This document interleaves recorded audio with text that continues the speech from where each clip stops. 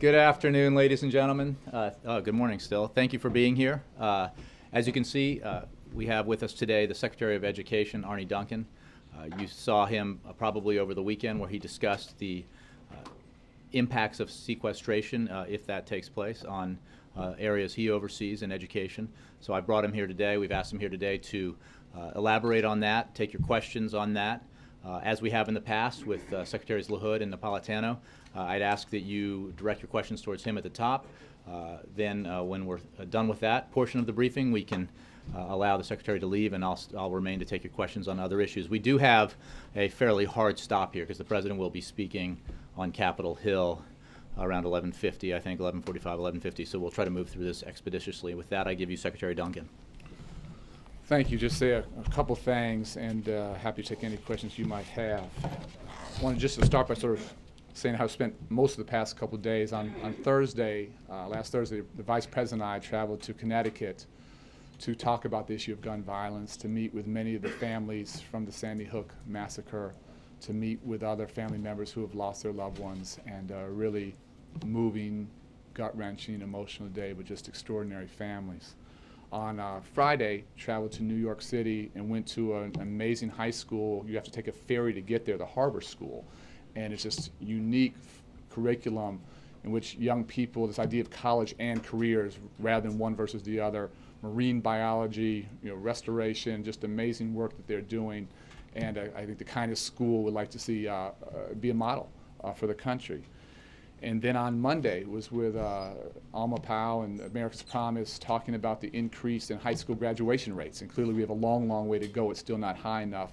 But to see the high school graduation rate going up, to see dropout rates going down, a lot less children going to dropout factories. What's driving the increase in graduation rates is increases amongst the Hispanic and the African American population. Really encouraging trends. Long way to go, not declaring success. But that's the kind of work I'd like to be talking to you guys about. Those are the kinds of meaty, real substantive issues that I think we as a nation should be focused on. But obviously that's not why I'm here today. I'm here to talk about sequester. And what I'll try and do is sort of walk quickly through the impact on our cradle to career agenda of sequester, and then open it up for any questions. First, on the early childhood side, and as you know, we want to invest a lot more there, and we keep saying that's the best investment we can make as a country if we're serious about closing the opportunity gap, getting our babies ready to enter kindergarten to be successful. On the early childhood side, a cut of about $400 million. What that means concretely is as many as 70,000 children would lose access to Head Start slots this fall, and as many as 14,000 teachers who teach those children would lose those jobs. And that money does not come from our department, obviously it comes from HHS, but this is just trying to talk about what impacts kids. On the K-12 side, as you guys know, the vast majority of our funding goes to two different situations, and we always are funding at the federal level. We're the minority investor. We're usually 8 to 10% of school districts' budgets. 80 to 90% is local. But what we do is we help support the nation's most vulnerable children. So the two biggest pots there are Title I money, which is money for poor children, children who live below the poverty line. That total pot is $14.5 billion. And then money for students with special needs, special education. And that total pot is about $12 billion. What these cuts would mean on Title I is $725 million would be cut, and as many as 10,000 teachers could lose their jobs, teachers and teachers' aides. And on the special ed side, that's $600 million, and about 7,200 teachers would lose their jobs. And I'm happy to get into this in Q&A. People say, well, what if you had more discretion? What if you had more choice? Those two pots together, about $25 billion. They dwarf anything else we do. So the only choice I could make would be to hurt fewer poor children and help more special needs kids, or do the opposite. There's a no-win proposition there. There's no good answer. There's nothing I could do to come up with a smarter way to do this. You're hurting poor kids or hurting kids with special needs. One way, either way you go. On the higher education side, a cut of about $86 million. And again, the president has challenged us to try and lead the world in college graduation rates. That cut would mean for the fall, as many as 70,000 students would lose access to grants and to work-study opportunities. And we know, I'm sure many of you are paying tuition, college is very expensive today. It's something else we're working on. And if young people lose access to grants and lose access to work-study, my fear, don't know any numbers yet. My fear is many of them would not be able to enroll in college, would not be able to go back. And again, do we want a less educated workforce? Do we want fewer people going to college in this country? Or do we want more? So real clear choices there. All of those cuts I walked through, the early childhood piece, the K-12 piece, the higher ed piece, those are all cuts that would be hitting in the fall. So there's lots of churn now, lots of, over the next month or two, you'll see lots of pink slips go out. That's starting still really early on. It's usually March and April where that happens, but these are all things that would happen for the fall. The one set of cuts that I think is very important that you understand that hits now, that hits March 1st, are those, it's what's called for us impact aid. And this is a special funding that we do for school districts that don't have a large property tax base. Again, most funding in this nation comes because of local property taxpayers. There are two populations that don't have a large property tax base.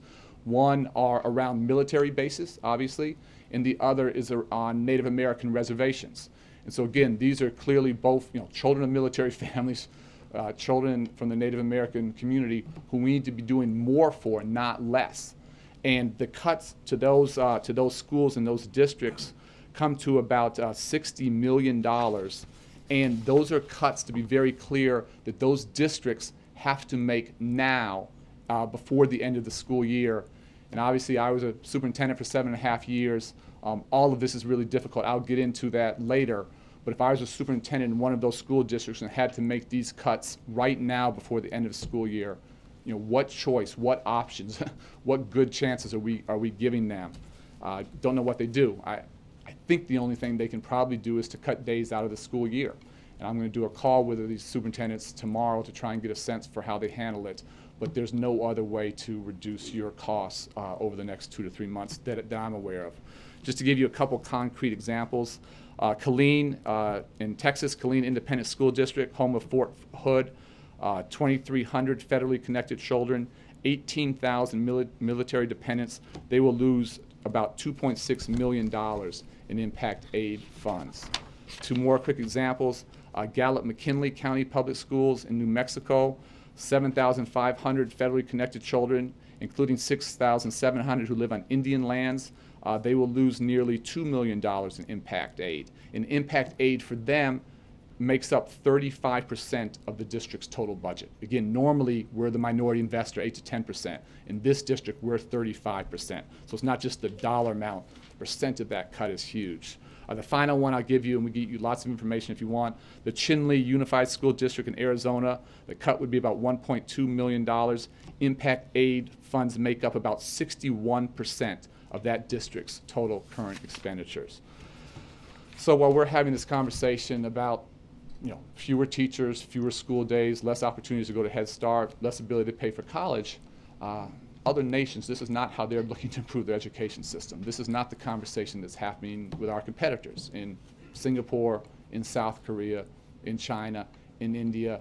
As the President talked about in the State of the Union, we actually want to invest much more in education. We want a lot more children having a chance to have a high-quality early childhood experience. We want to make sure that we continue to drive up graduation rates and make sure high school is relevant and drive down dropout rates and make sure all our young people are college and career ready. Our North Star is the President's 2020 goal to lead the world in college graduation rates. And to do that, we need to make sure folks have access and that college is affordable. So for us to be thinking about taking steps backwards in all of these areas because folks in Washington can't get their act together and a level of dysfunction in Congress that it's just like unimaginable to me. I can't tell you how troubling that is to me and frankly how angry it makes me feel. As a nation, we're starting, economy's coming back a little bit. In my world, graduation rates are up a little bit. But again, we're nowhere near where we need to be. We need to be building upon that momentum, not taking a step backwards. And to do something that would have such an impact for children, for families, for schools, for communities, ultimately for the economy, it just makes no sense whatsoever. And I just think the American people deserve something better. Our nation's children and students deserve something better. And I just desperately hope Congress can find a way to find some common ground, to compromise. I don't think people ever came to Washington with the idea of inflicting harm on their constituents, but that's exactly what might happen here. And I just hope, I know we're running out of time, I'm always an optimist, I just hope they can come together and figure out a way to do the right thing and do it with a sense of urgency. I'll stop there and take any questions you might have. Billy. Thank you. Secretary Duncan, the impact aid cuts that you talked about, are those cuts that can be reversed if the sequester is resolved, maybe not by Friday, but at a later date? I think we would be able to restore that money. I should confirm that for you, yes. But again, they have to start making those cuts. They don't have months to, like the other cuts we're talking about are for the fall, so folks can think these are cuts, this money has to come out of their budget in the next 3 months. So I think they will start making those cuts. In fact, I know they're going to start making those cuts as of next week. Major. Did the school districts suffering the impact aid losses, they convey to you that the only real option they have is to eliminate school days? I have not. Have conversations with them specifically about that? No, I'm actually doing a conference call with all of them tomorrow, so I can come back with further information on that. I'm just putting on my superintendent's hat, and with whatever, 3 months left in the school year, and you have to take out a big part of your budget.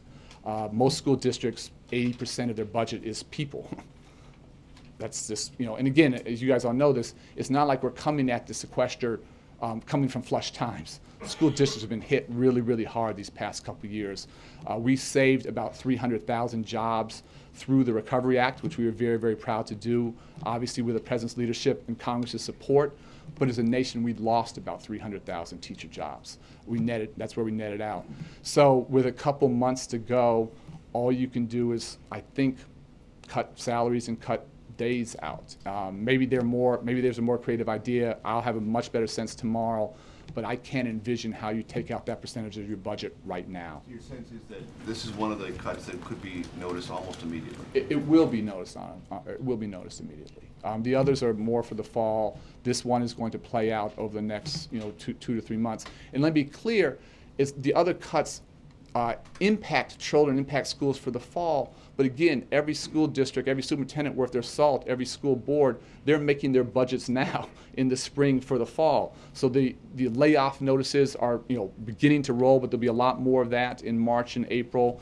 Class sizes, after school programs, the amount of instability that is being injected to already a very, very difficult job. And the one thing I always wanted as a superintendent, I just wanted to have predictability. I just wanted to know what my assets were, and let me figure out how to do that. But we're going to force these leaders. They have no choice but to start, cutting people, cutting after-school programs, cutting days out of the school year. They have to start to put all those plans into effect now. They're planning for the fall. It's not like they can wait till August 31st to plan for the opening school. That's not how the world works. And so it's important for you guys to understand the magnitude of the uncertainty that is that Congress is now putting upon educational leaders at every level, early childhood, K-12, higher ed around the country. Ed. Sir, can you just talk about, I get the big picture, you're saying the magnitude of it, it's a series of bad choices. But the Republicans continue to claim on the Hill that, you've heard this, that you have legal flexibility, individual secretaries, different accounts, PPAs or broader budget accounts, that you can move money around. Right. Have you consulted with your lawyers at the Education Department? Can you flatly say that's not true? Well, first of all, it's not true. Second of all, again, trying to be very clear. If I had that flexibility, you guys help me. I'm not the smartest guy in the room, but $25 billion, the huge share of our money are to 2 funding sources: children who live below the poverty line and children who have special needs. And obviously, so if you want me to shift, I can shift one way. If I had the flexibility, I could shift one way or another. There's no win there. There's no upside there. There's nowhere to go. And obviously, these kids aren't, the money may go away. All these kids are coming back to school this fall. These kids aren't going in. We're not going to have less children in poverty. We're not going to have less children with special needs. And so to act like there's some, magical thing that I could do or a superintendent or a principal could do, you can't. Kids are going to get hurt. Kids are going to get hurt. That's just the reality. Peter. Secretary Duncan, if you can help explain, for years in Chicago and now here in Washington, D.C., of overseeing the education system, so you know how to communicate to young people. There are a lot of young people and their families around this country that are confused by the fact that the president, as well as the congressional leaders, are not going to meet for the first time on the issue of sequester until Friday, after it's already gone into effect. In your classrooms around the country, if there's a fight between sides, they meet in the middle of the classroom and they come to some resolution on this. How do you explain to them the fact there is no conversation taking place face-to-face between these two sides until after the cuts that damage them so badly take effect? Well, my sense is actually there's been lots of conversations back and forth, principals, staff, for a long time. I think the president has laid out a plan, And as you guys again know better than I, that plan takes on some of his own interests in a pretty significant way. And Congress, I think, is like family, like parents. You have to compromise. You have to find common ground. And if folks just refuse to, by definition, any compromise, no one's going to be perfectly happy. I negotiated union contracts. There's no perfect contract, but no one's ever entirely happy. But you have to come to the middle. And my strong sense is there's been numerous ongoing conversations at multiple levels. But at the end of the day, if there's just one way to do it, and there's not a sense that everybody's got to take on their own base a little bit to find a common ground, make some tough choices, I don't see how this gets done. Again, what's so infuriating to me is, this is not rocket science. There's so much, we should be spending our time and energy thinking about how we reduce gun violence. We're losing a lot of children back home in Chicago due to gun violence. I want Congress thinking about those issues. I want them thinking about how we increase graduation rates. They could get this done in the next hour. They could have got it done 3 months ago. Intellectually, this is not hard. It's just finding the courage. It takes a little courage to go to the middle, to compromise, and to have both sides take on some of their base, which I think is the only way you move this forward. Because there's only so much political capital that any member of any administration has right now. Do you believe that the sequester, and if this does go through, and the capital being spent to help find resolution to that, is having a detrimental effect on your ability to find resolutions in terms of gun control and other issues that affect kids in your districts? I think there's so many bigger, take on reducing gun violence, take on making sure our 3- and 4-year-olds are entering kindergarten ready to be successful, take on a dropout rate that is going down but is still wildly too high, take on that we used to lead the world in college graduation rates and today we're like 11th, and then we wonder why jobs are going to other places. All these are hard, meaty, complex, substantive issues. That's where I'd like our collective brain power, political will, that's where I'd like all of us thinking about all of these pieces. And again, for me, it's not just about education. We're fighting for our country here. We have to educate our way to a better economy. That's the only way we're going to go there. And so the fact that we are not spending time on those issues, the fact that I'm here talking to you about this silly stuff, and the fact that we may actually take a step backwards educationally at every level, early childhood, K-12, higher ed, is mind-boggling to me. I mean, it's inconceivable to me that this might actually happen. Zach.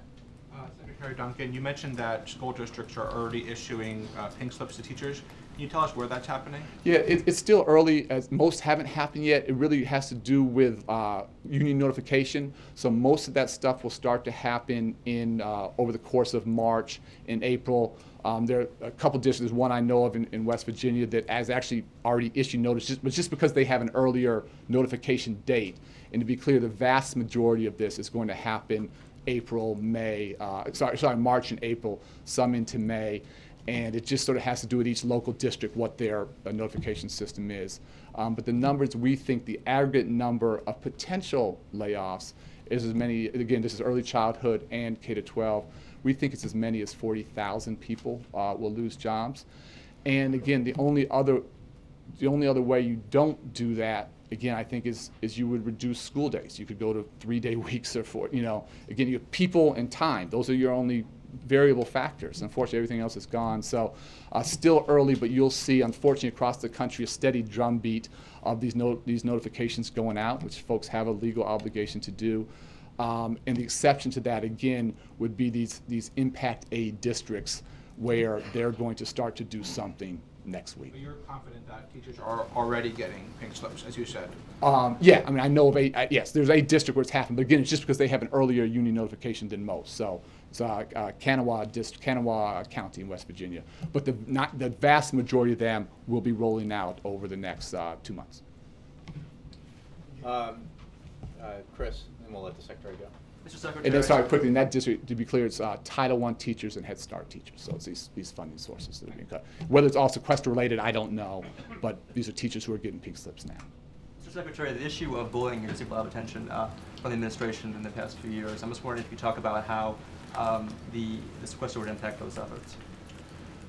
So again, there's a broader, I just think we need a lot more time. We need more after-school programs. We need more extracurriculars. We need more resources. I mean, it's so ironic. We're not even having that conversation today. It's all about going in the opposite direction.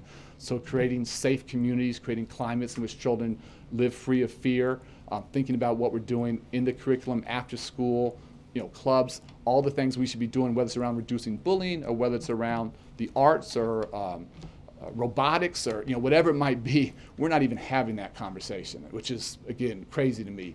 But that's not the world that most of these folks are living in right now. So there's no upside. There's no upside. Thank you very much, Mr. Secretary. I appreciate Thank you. it. We gotta get these guys out to hear the president speak. Yeah. Thanks, guys. Thank you. With that, we've got a little time for some more questions. I'll go back to the AP, Julie. Thank you. Is the fact that this meeting with lawmakers and the president, the fact that it's happening on Friday, basically a concession that the sequester is going to take effect? I think you are aware that the president spoke with leaders last week. I think he may have had a conversation with them up on the Hill earlier, just a while ago, prior to the president's remarks at the Rosa Parks statue dedication, a brief one. But the fact is, I believe that's true. This is not a meeting, but he is obviously up there with those leaders, and it's my understanding he had a brief conversation with them in anticipation of the meeting Friday. The president did invite the 4 leaders to the White House for Friday, where he hopes that they will have a constructive discussion about doing something to prevent sequestration from causing the kinds of impacts that Secretary Duncan just described to you. The fact of the matter is, as I think Secretary Duncan said, and I and others have said, compromise here in Washington can usually be measured by a willingness of one leader to put forward proposals that demonstrate tough choices by his side or her side. What we have not seen from the Republicans is anything like the willingness to compromise inherent in the proposals that the president has put forward. We've talked at length about the president's offer to Speaker Boehner and how it includes not just additional revenues through tax reform, revenues that are achieved in the same way Speaker Boehner said he would achieve them, but spending cuts through entitlement reform, including so-called superlative CPI and other measures. That demonstrates tough choices. It demonstrates a willingness to compromise. What we haven't seen when we hear Republican leaders adamantly refuse to consider revenue as part of deficit reduction is anything like that same spirit of compromise or seriousness of purpose that I think you've seen demonstrated by the president and Democratic leaders. But I just want to be clear, we're now talking about ways to prevent the sequester from having sort of the broad effects that we're talking about through Secretary Duncan and others. Well, we're talking about how we buy down the... from going into effect. Well, obviously the Senate will vote on proposals, or at least one proposal, that would eliminate, or rather postpone the deadline for the sequester, a balanced proposal that the president supports, a balanced proposal that a majority of the Senate will support.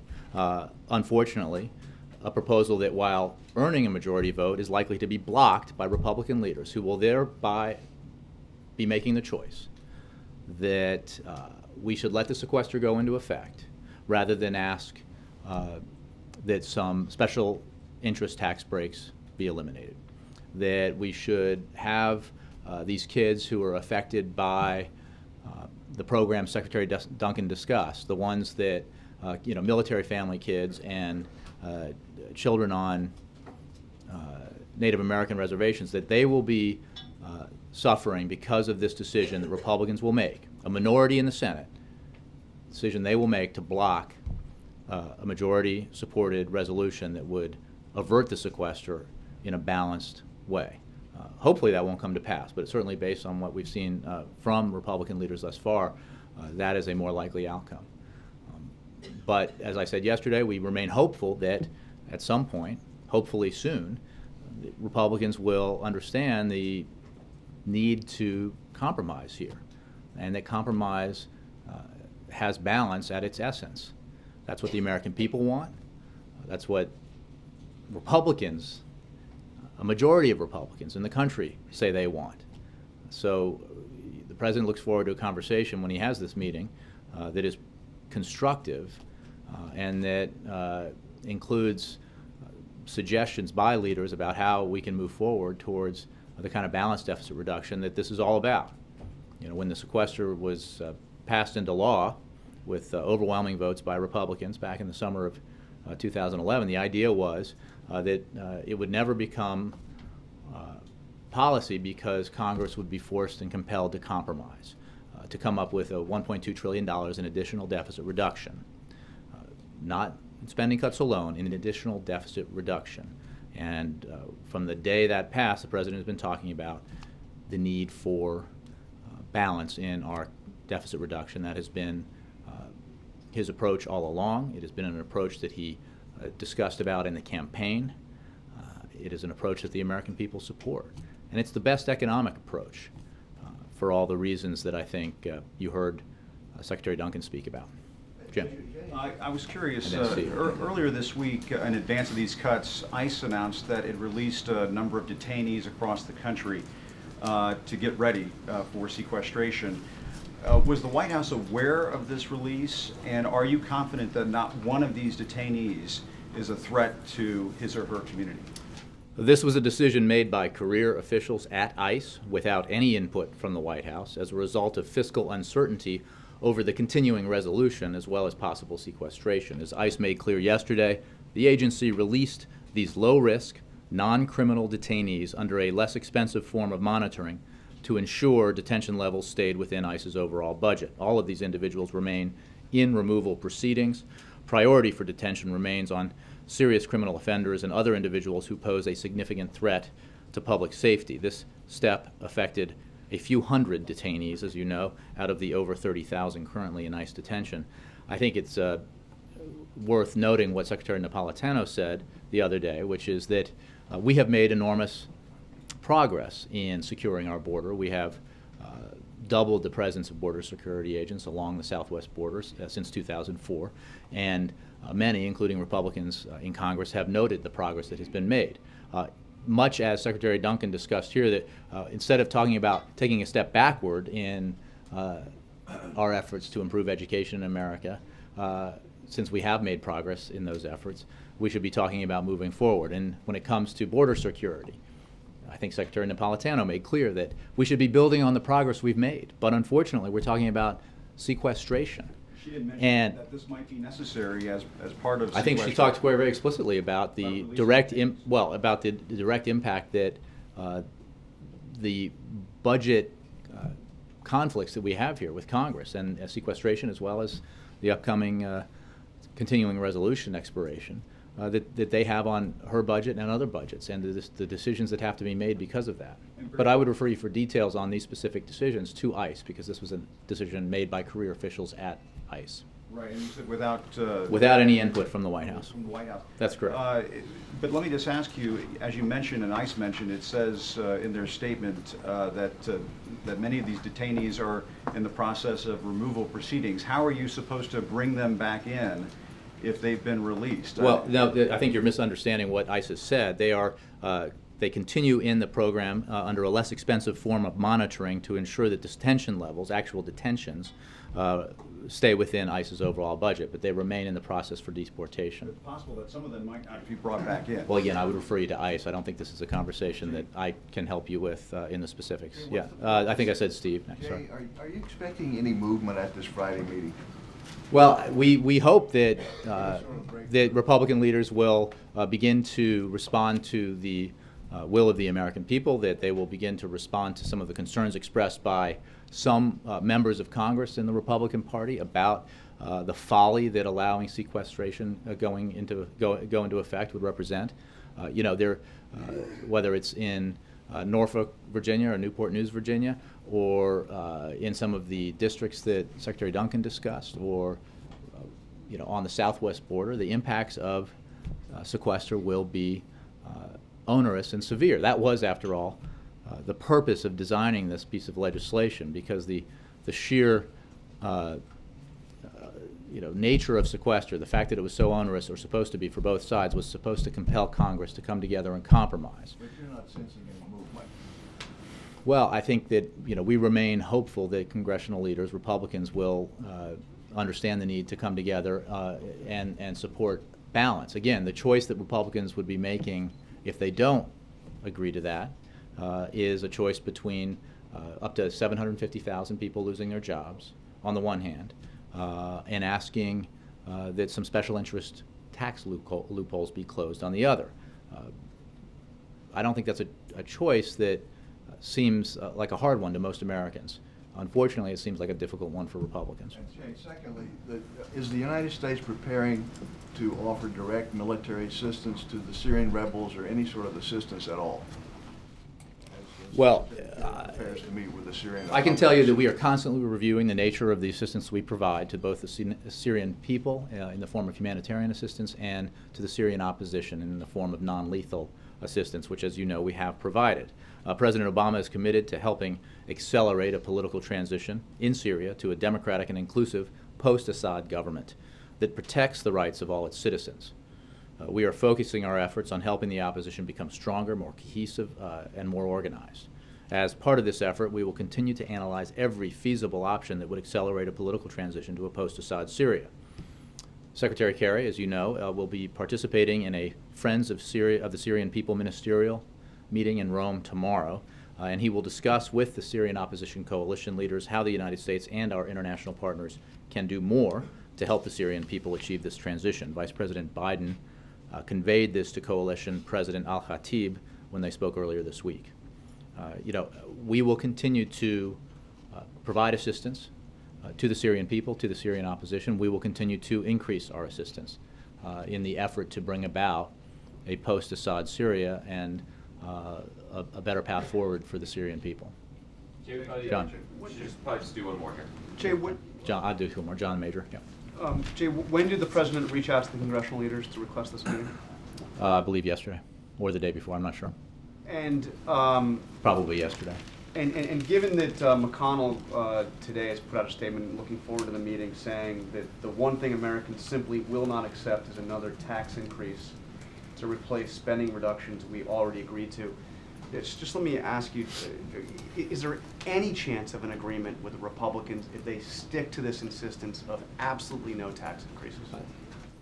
There is no alternative in the president's mind to balance, because what you are asking and what Senator McConnell is saying is that senior citizens, middle-class Americans, parents trying to send their kids to college, parents trying to care for disabled children should bear all the burden of continued deficit reduction, while the wealthiest individuals and large corporations who enjoy tax breaks that nobody else gets are held harmless. That is an unacceptable choice, and where Senator McConnell, I think, has it wrong is his analysis of what the American people want, because poll after poll after poll make clear that a vast majority of the American people believe that we need to go about this in a balanced way, that everybody ought to pay their fair share. Everybody ought to carry a portion of the burden so that no sector of society is unduly burdened by the effort, which should be an effort that we engage in together to reduce our deficit in a responsible way that allows the economy to grow and create jobs. I think the data on this is overwhelming, so perhaps Senator McConnell might want to check it out. So just to be perfectly clear, unless the Republicans compromise on taxes, there is no undoing these cuts. You're right that it is absolutely clear that we cannot compromise with Republicans if Republicans refuse to compromise. There is no question. We remain hopeful, however, that not because the president says it should be this way, or the Democratic leaders say it should be this way, but because the American people are insisting that it be this way, that Republicans come around to the notion that further deficit reduction can and must be achieved in a balanced way. We've done that thus far. It hasn't been pretty.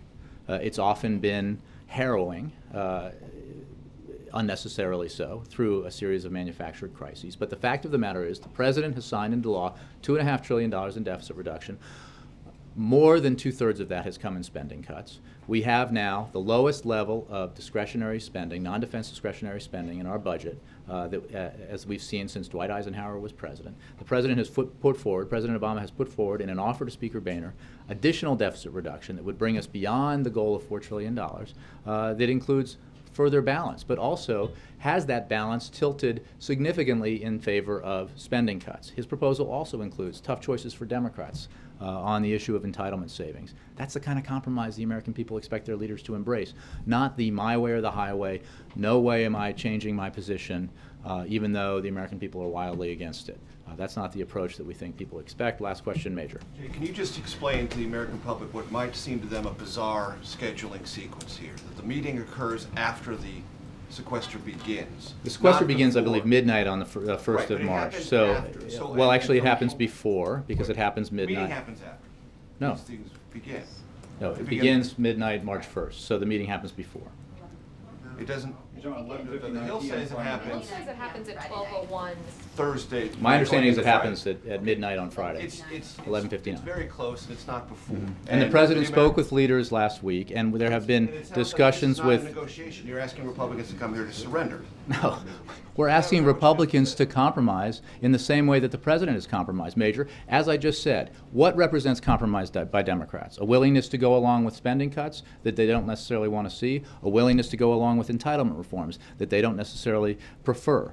I think the answer you would have to that is yes. I think that's the answer that we all recognize here is a reality in Washington. That's what the president has put forward. He has put forward budget deficit reduction proposals that represent significantly greater deficit reduction through spending cuts and entitlement savings than through revenues. But he insists on balance. Why not today instead of Friday? First of all, the president will be meeting with them Friday. He spoke with them last week. He spoke with them today on Capitol Hill. The Senate is still yet to vote. Hopefully, we'll vote tomorrow on a proposal that achieves the kind of postponement of the sequester deadline that would allow Congress to move forward on balanced deficit reduction in a sensible, no-drama fashion that would, avoid these unnecessary impacts across the economy and the country. And hopefully, Republicans will change their minds about filibustering that.